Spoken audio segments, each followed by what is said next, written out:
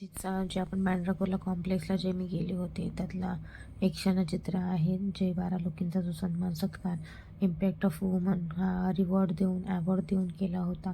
त्याचे क्षणचित्र काढताना सुजाता आणि मी आहे. कारण की या सगळ्यांना एकत्रितरित्या एका स्टेजवरती बांधून ठेवण्यात आलेलं आहे या कार्यक्रमाच्या योजनेतून. तर खूप सुंदर असा उपक्रम होता आणि त्यांचा सन्मान इथे केलाच पाहिजे होता. कारण की इतक्या म्हणतात ना, कोण ना कोण कुठल्या ना कुठल्याच्यामधून बाहेर येत असतात. तर झारखंडमधल्या ज्या आहेत त्याने तर खूपच छान पद्धतीने महिलांना हे केलं होतं आणि सर्वजण इथे उपस्थित होते ज्यांनी हा कार्यक्रम आयोजित केला होता NSCमधून. सो छान असं अँकरिंग, छान असं डेकोरेशन, छान असा हा महिलांना जे संधी दिलेली आहे ते चेअरमॅन, प्रोड्युसर ह्या सगळ्या गोष्टी इथे मान्य झालेल्या आहेत, ज्यांच्या ह्याच्यामधून हा कार्यक्रम इथे मस्त छान रीतीने करण्यात आला होता. सो आपण इथे बघू शकता की इतके जण उपस्थित होते आणि या कार्यक्रमाला इतकी चांगली शोभा आली होती ना की विचारूनच सोय नाही.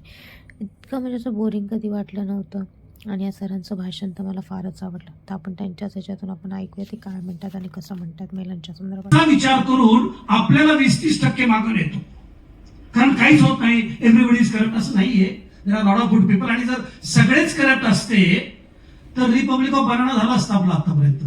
झालेलं नाही, होणार नाही, 100% होणार नाही. We have today in this country 8.5 lakh women council member in rural India. 8.5 lakh. बघा तरी सुद्धा टाळ्या वाजवत नाहीये. मी म्हणालो नाही मी आज 8.5 लाख रुपये कमवले. What I'm trying to tell you is that look at that. And why they are important, you know, from the rural perspective? Who understand sanitation and child care better than a female? Yes. आणि ते बदलणार आहेत भारत. ते बदलत आहेत भारत, तिथे मोठ्या प्रमाणावरती बदलत आहेत. So please come out of that. काहीच घडत नाही असं नाही. No no no no no please. And let me tell you, female is the best financial advisor. ही पुस्तकं लिहिते ती सोडून द्या. मला सांगा तुम्ही, if today I am earning 500 rupees a day, if he is earning, she is earning, sorry, आम्ही he's घेतो, सी नको. Suppose he is earning 5,000 rupees a day and your better half is earning 50,000 rupees a day. चालेल ना, भास ना तेवढं.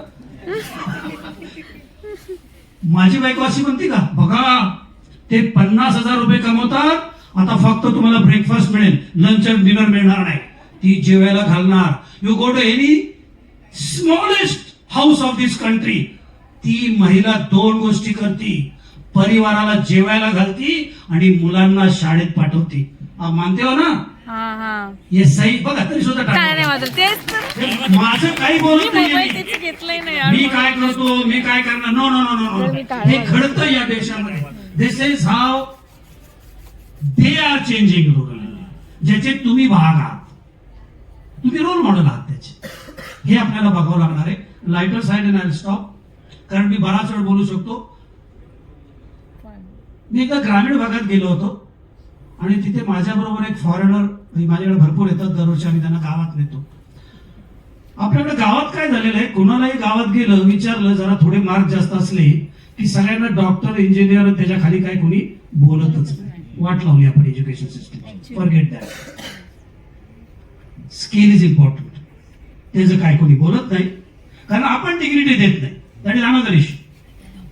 तर एका गावातल्या एका शाळेमध्ये एका त्या महिलेने त्या मुलीला विचारलं,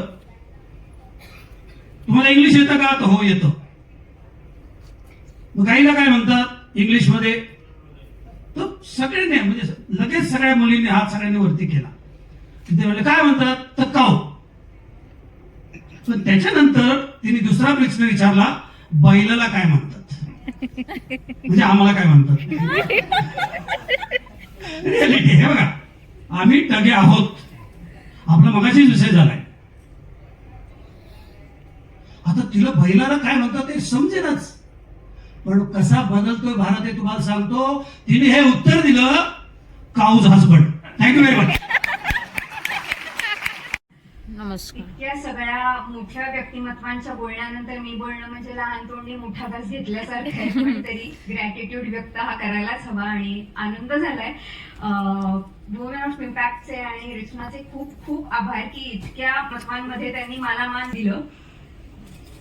ऍक्टर या प्रोफेशनला फार सिरियसली घेतलं जात नाही किंवा तितकासा रिस्पेक्ट दिला जात नाही जितक्या बाकीच्या प्रोफेशन्सना दिल्या जातात आणि ते आजही दिसतं. मग मला का बरं इम्पॅक्टचा अवॉर्ड दिला असेल, तर मला असं वाटतं जेही करिअर असेल प्रत्येक जण काही ना काहीतरी चांगलं करू पाहतं, देऊ पाहतं. मी काय करू शकते ऍक्टर म्हणून, तर कायम मी एवढं लक्षात ठेवलं की आपण अशा भूमिका स्वीकाराव्यात ज्या काहीतरी सांगू पाहतात, ज्याचं काहीतरी मत आहे, ज्या लढणाऱ्या बायका आहेत, अशा भूमिका मी कायम स्वीकारल्या ज्या काहीतरी करता आहेत. त्यामुळे ते बेसिक माझं नेचर असल्यामुळे मी तशा भूमिका अट्रॅक्ट करते असं मला वाटतं. आणि एका काळानंतर माझ्याकडे अनन्या ही भूमिका आली, जी दिव्यांग व्यक्तिमत्व होतं, जिचे ऍक्सिडेंटमध्ये दोन्ही हात जातात आणि ती स्वतःच्या पायांवर उभी राहते.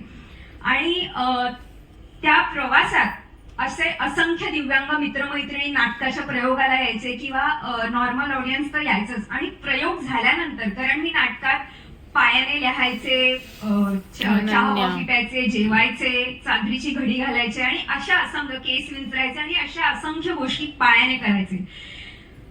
तर प्रयोग झाल्यानंतर मला लोक भेटायचे, ऑडियन्स भेटायचे आणि म्हणायचं, तू आज आम्हाला खूप इन्स्पायर केलं. काही काही लोकांनी प्रयोग 10-10, 15-15 वेळेला पाहिलेत. काही जणांनी असंही मत व्यक्त केलं की आज आम्हाला थोडं लो वाटत होतं, डिप्रेस वाटत होतं, आम्ही पेपर काढला आणि पाहिला अनन्याचा प्रयोग कुठे आणि येऊन पाहिलं.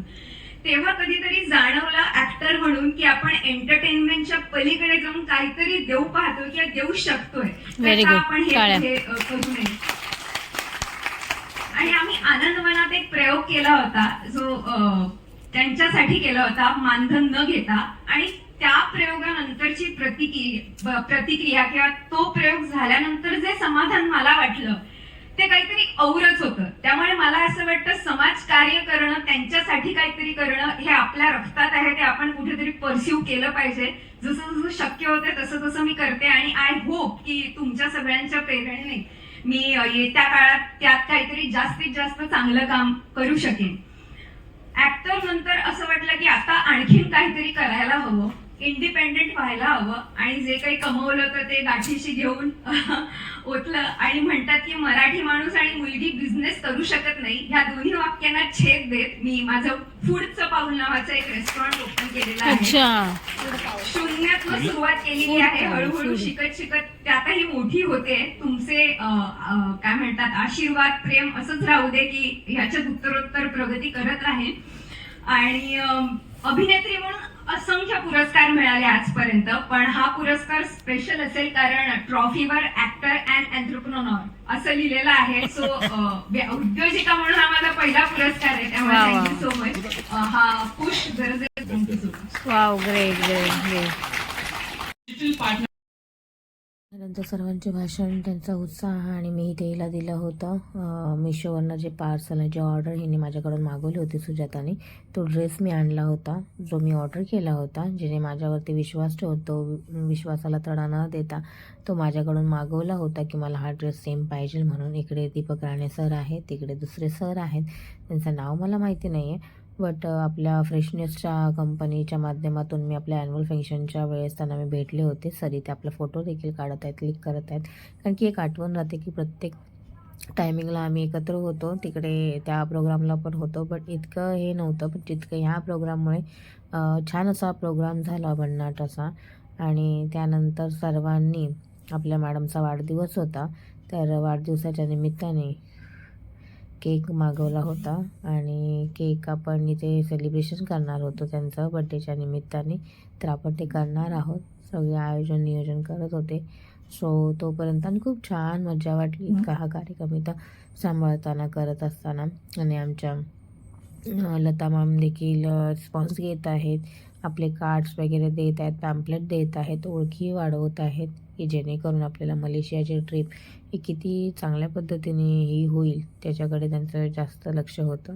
आणि आम्ही हा कार्यक्रम इथे एन्जॉय करतो. सगळेजण एकत्रित आले होते आणि वाढदिवसाच्या निमित्ताने आपण सगळे त्यांचा वाढदिवस देखील सेलिब्रेशन करत आहोत. तर चला तर बघूया. Happy birthday to you. बार बार दिन ये आए, बार बार दिल ये गाए, तुम जियो हजारों साल, ये मेरी है आरज़ू. Happy birthday. आता एक मराठी घेऊया आपण. तुला लाभावे दीर्घायू, तुला लाभावे दीर्घायू. रचनाजी तुम्हाला happy birthday to you. Rachnaji तुम्हाला happy birthday to you. Under the boughs where the shadows play, the wind hums songs at the break of day. Whispering pines, secrets untold, carrying tales only the foolish hold. Moonlight spills through the velvet door, etching patterns, leaving its mark. The roots stretch deep, the earth's gentle sigh, a lullaby sung to the open sky.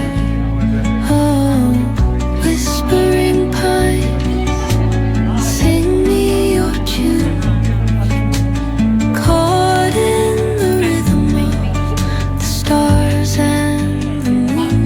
पूर्ण हे करू तुला. Teach एवढी मोठी कसं आहे? थोडंसं माझा भाई पण दिसू दे, हात पण दिसू दे देताना.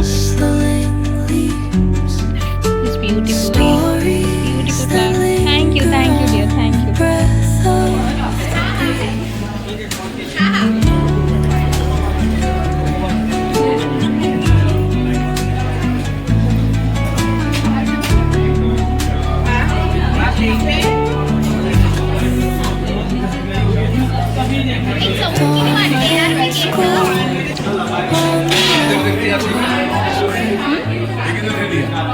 rivers whisper truth as they flow down. Songs entwined,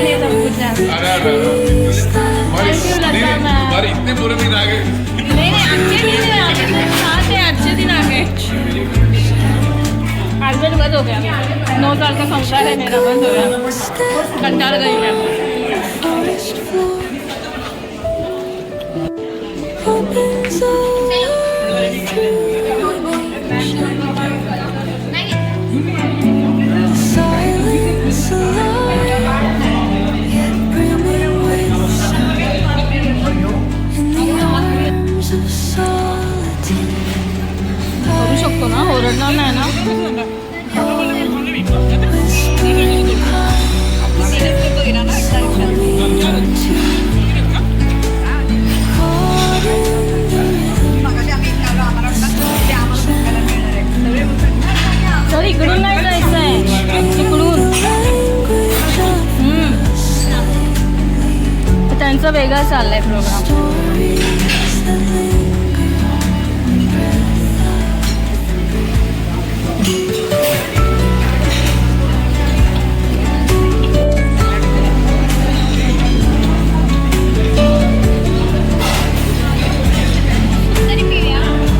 अगं ते टोमॅटोचं झाड आहे.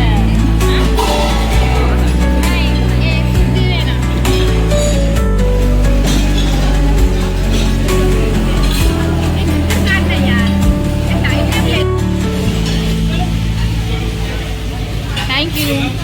निघूया. Bye bye. चला राहून द्या.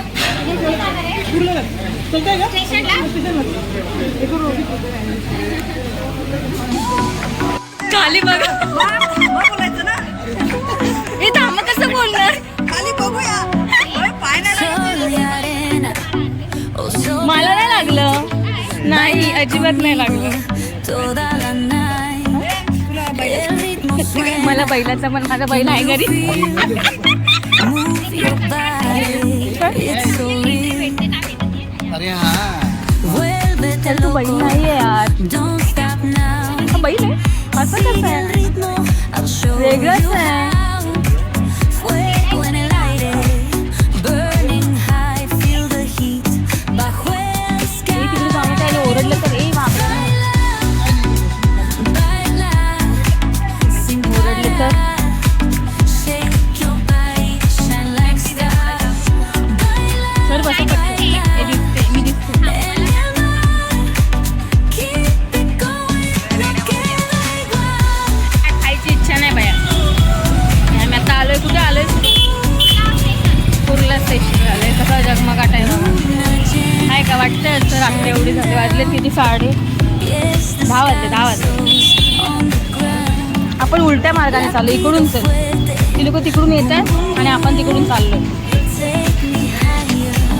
Feel the sun. Break it down. Feel the sway. Cerca de mí. कधीतरी शॉपिंगला चल सुजाता माझ्याबरोबर. मला ना कधी कुठे चांगलं मिळेल म्हणजे ड्रेसमध्ये पण पाहिजे असं कधी हे असलं ना तर व्यवस्थित आपलं प्रॉपर हे असणं गरजेचं आहे. एवढी चांगली चांगली लोकांनी आपण असं गलचाण्यासारखं करणं बरं नाही वाटतं. मला जीन्सवरती असं चांगला नव्हता. मला तुला व्हाईट कलरचा तू घालून आलेली होती बघ तो मला आवडला होता. तो शर्टमध्ये नव्हतं का हां ते प्रॉपर असं एकदम प्रोफेशनल वाटत होतं. तसं पण पाहिजे.